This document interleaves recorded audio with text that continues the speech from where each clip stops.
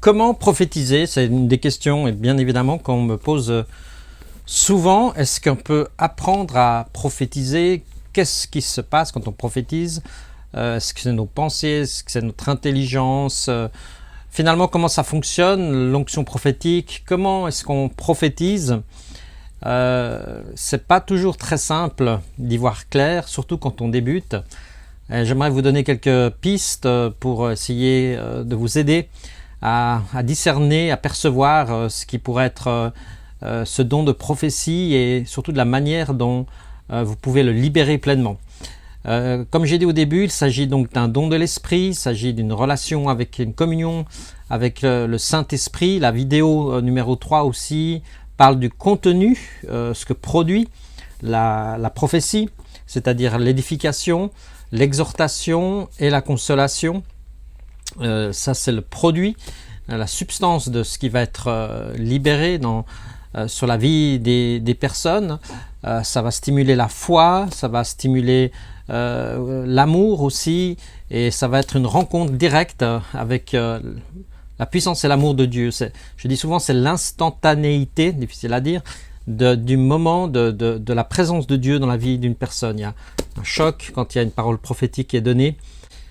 Alors comment est-ce qu'on prophétise? Il y a plusieurs éléments que nous allons regarder. La première chose, c'est quand on prophétise, il y a comme quelque chose qui nous anime. On peut dire ça ainsi, il y a comme un fardeau, une tension intérieure, où on a l'impression, je dis bien l'impression, qu'on a quelque chose comme un enfantement, quelque chose qui est présent dans nos tripes, qui a envie de s'exprimer. Et parfois, c'est un peu inconfortable parce qu'on a l'impression qu'il faut dire quelque chose.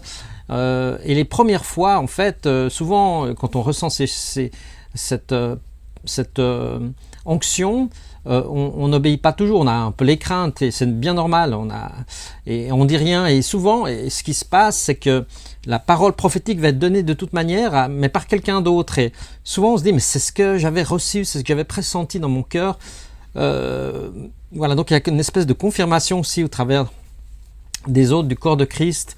C'est pour ça que c'est très important de toujours fonctionner dans un cadre paroissial, un cadre sécurisant, surtout quand on se lance.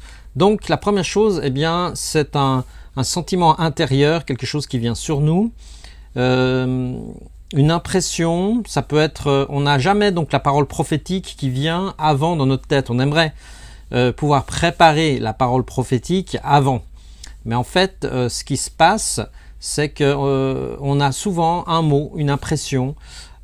Souvent, ce que moi je ressens, c'est un titre générique sur une personne, une couleur, une image.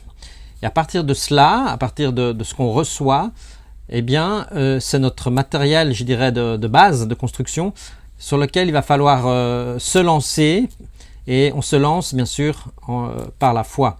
On prophétise, nous dit la parole de Dieu, selon la mesure de notre foi. C'est-à-dire que en fonction de ce qu'on ressent, la fonction aussi de notre foi, de ce qu'on croit dans ce qu'on va dire, et qu'on dit ce qu'on croit aussi, eh bien cette mesure de foi, elle va s'exercer au moment où tu ouvres la bouche et que tu commences à déclamer la parole prophétique sur une personne, sur un pays, pourquoi pas, ou sur d'autres éléments. Donc c'est plutôt un titre générique que tu reçois, une impression, une couleur. Par exemple, j'ai dernièrement animé un séminaire sur le prophétique et j'avais reçu à la fin une parole pour un homme, et je voyais simplement une montre. Et je suis parti avec simplement cette image. Le Seigneur me montre une montre, et voilà. Et après, ouvrez les guillemets, et puis il faut laisser dérouler la parole prophétique. C'est là qu'on a souvent un problème. C'est parce qu'on doit lâcher le contrôle du flux. Si on commence à vouloir contrôler ou raisonner de ce qu'on dit, ça devient aussi un peu compliqué parce qu'on dit qu'est-ce que je suis en train de dire, on analyse tout, et là, on peut bloquer le flow prophétique. En fait, voilà, je dis souvent, la révélation, elle vient dans l'hémisphère droit, dans le domaine de l'intuition. dans le domaine de ce qui est spirituel, qui est non analytique. Et c'est l'hémisphère gauche après qui prend le relais pour en fait formuler les phrases d'une manière cohérente. C'est toujours mieux que simplement si on donne des impressions bleues, jaunes, le Seigneur, Amen, etc. Le cerveau est assez intelligent pour prendre le relais et puis pouvoir formuler des impressions, ce flow qui vient. Et souvent, eh bien, il faut se lâcher. Les premières tentatives, des fois, sont un peu hésitantes. Et puis, d'un coup, il y a comme une vanne qui s'ouvre. Et on commence à prophétiser. Et on peut prophétiser successivement. Voilà, il y a toute une dynamique aussi au niveau de l'onction, sur les successions de prophéties. La dernière révélation étant la plus forte, etc. etc. Mais ça, c'est un petit peu plus pointu. Voilà, on va rester dans le domaine d'abord comment prophétiser. Comment? Eh bien, c'est en se laissant interpellé, premièrement, par un fardeau, par une impression. Souvent, quand il y a une personne qui rentre nouvelle dans mon église ou dans un lieu où je suis appelé à exercer le ministère, j'aime bien toujours demander, Seigneur, montre-moi une parole, donne-moi quelque chose pour cette personne. Et souvent, effectivement, le Seigneur, dans sa grâce, nous accorde cette parole ou cette impression, cette première impression, et pour le bien de la personne, pour son édification, sa consolation, son exhortation. Je reprends l'exemple du jeune homme avec qui je parlais. J'ai dit, je vois, en fait, c'est pas une montre, c'était une horloge, voilà. Et je disais, je vois une horloge et je vois qu'il y a une pièce. Et j'ai commencé là-dessus. Donc voilà, j'avais reçu horloge pour lui et l'amour du Père. Voilà. Donc j'ai commencé à dire, voilà, je vois une horloge, je vois il y a une pièce qui est cassée, et le Seigneur va changer la pièce à l'intérieur de cette horloge, et tu vas expérimenter l'amour de Dieu, le Père, etc., etc. Et puis au fur et à mesure que je prophétisais dessus, bien sûr, comme ça arrive souvent, l'amour de Dieu, la présence de Dieu est descendue sur ce jeune homme, il s'est mis à pleurer, et puis à la fin il m'a dit, c'est incroyable, parce que je suis en rupture avec mon père et mon père est horloger. Ça ne s'invente pas. Donc je parlais d'une horloge.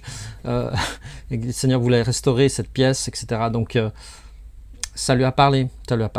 J'ai remarqué aussi que très souvent, Dieu va parler aux gens avec des images simples qu'ils connaissent. Pour nous, ça paraît parfois un peu particulier. Des fois, c'est même peut-être embarrassant suivant...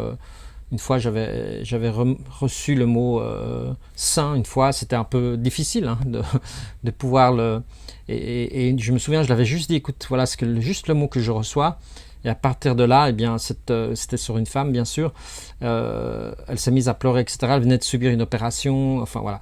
Et c'était comme la consolation de Dieu qui disait, mais j'ai vu ta situation et je vais t'encourager, je suis avec toi. C'est merveilleux. Qu'est-ce que vous voulez de plus? Donc je vous encourage vraiment ça s'apprend, il faut être avec d'autres prophètes, on peut s'entraîner, bien sûr qu'on peut s'entraîner, on peut se prédisposer. L'apôtre Paul dit, je suis en train de lire les commentaires de Godet, il dit clairement en grec, c'est comme un état d'esprit, il faut se prédisposer à la révélation. Donc il y a une attitude de se prédisposer à recevoir quelque chose de la part du Seigneur. Donc, c'est pas mystique, mais c'est une attitude de réceptivité, c'est une attitude. On voit dans l'Ancien Testament, il peut y avoir des trans, il peut y avoir des choses des fois assez fortes, oui. Dès qu'on parle de trans, dès qu'on parle, voilà, mon Dieu, mais il y a quelque chose qui nous saisit, il y a quelque chose de très fort. Des fois, on a de la peine à s'exprimer, des fois on tremble, des fois il peut y avoir des manifestations, mais il faut apprendre à les contenir, il faut apprendre à les gérer. Parce ce qui est important, encore une fois, c'est que le message soit clair. Donc, comment prophétiser? La première chose, c'est se lancer à l'eau et lâcher le contrôle. C'est-à-dire, voilà, lâcher le contrôle, lâcher le flux, partez avec l'image, partez avec ce que vous recevez et lâchez tout et faites confiance au Seigneur. Et au début, voilà, on apprend, on lâche et puis après on se reprend, puis il y a l'onction qui diminue des fois, alors on est moins dans le flow. C'est pour cela que la musique, par exemple, est très très importante. C'est pour cela qu'Élisée a demandé à un joueur de harpe Élisée qui devait prophétiser pour les 3 nations, là, Josaphat et les autres, les rois d'Israël. Il devait savoir s'ils allaient pouvoir combattre leurs ennemis. Alors évidemment, voilà, on s'adresse à Dieu. Et puis Élisée était évidemment très fâché par le comportement de ces rois, sauf Josaphat qui a sauvé la mise dans ces 3 rois. Il s'adresse à Élisée, il lui a dit, bon, ok, à cause de Josaphat, je vais prophétiser. Mais pour vous, c'est oublié, quoi. C'était un peu ça l'idée. Il était donc dans un état d'esprit pas très disposé à prophétiser. Il va faire quoi? Il va demander un joueur de harpe. Et c'est dit clairement, quand le joueur de harpe commença à jouer, la main de l'Éternel fut sur Élisée. Et là, il a prophétisé, creusé des fosses, etc. etc. Donc la musique, bien sûr, pourquoi elle est importante? Parce qu'elle nous aide à nous prédisposer à la révélation, tout simplement. La musique, c'est une clé de l'âme, on dit, la musique peut nous toucher, mais pour moi, elle nous prédispose, elle nous fait entrer dans un climat spirituel.